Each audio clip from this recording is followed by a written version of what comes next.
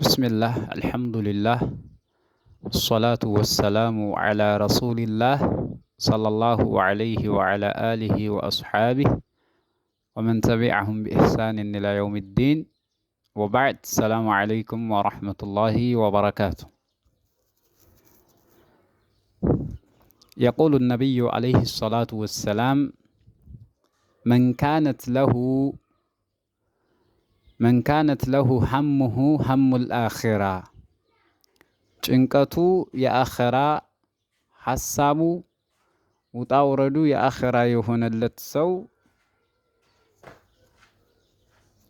የሚያስበው የሚተግዘው የሚደክመው ትኩረቱን በጣም አድርጎ ኢላማ አድርጎ ያስቀመጠው የአኺራውን ዕጣ ፈንታ አድርጎ የሆነለት ሰው የሰረ አላሁ ለሁ አልኡሙር ነገራቶችን ገር ያደርግለታል።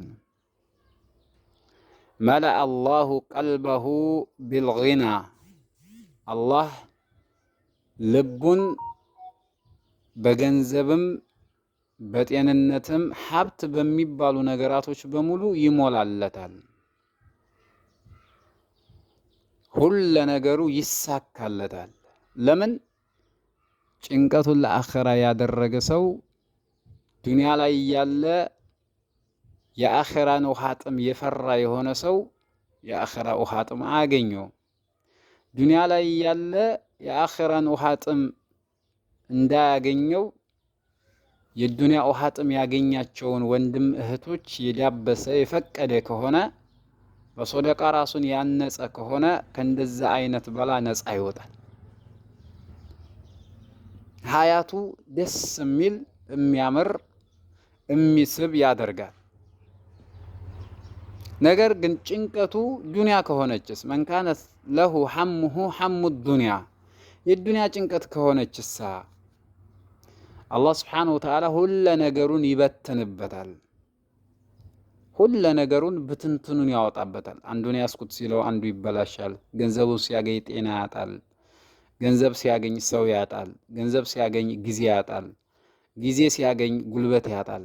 ጉልበት ሲያገኝ ደግሞ የሚሰራውን ነገር ያጣል ወይ ገንዘብ ያጣል። ሁለ ነገሩ እየተፈራረቀ ያንገላተዋል ማለት ነው።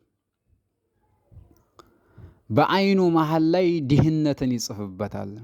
አላህ ይጠብቀንና በአይኑ መሃል ላይ ድህነትን አላህ ይጽፍበታል አሉ። የሚያየው ነገር ሁሉ ይበቃኛል አይልም፣ ይሳሳል። ስስትን በቃ በአይኑ ላይ ተኩሎታል ልክ እንደ ኩል። ስለዚህ ጭንቀታችንን ለአኺራ እናደርግ። ለአኺራ ጭንቀት ካደረግን የዱንያ ህይወታችንም ያምራል፣ የአኺራ ህይወታችንም ያምራል። ወሰለላሁ ወሰለም ወባረከ ዐላ አብዲከ ወረሱሊከ ሙሐመድ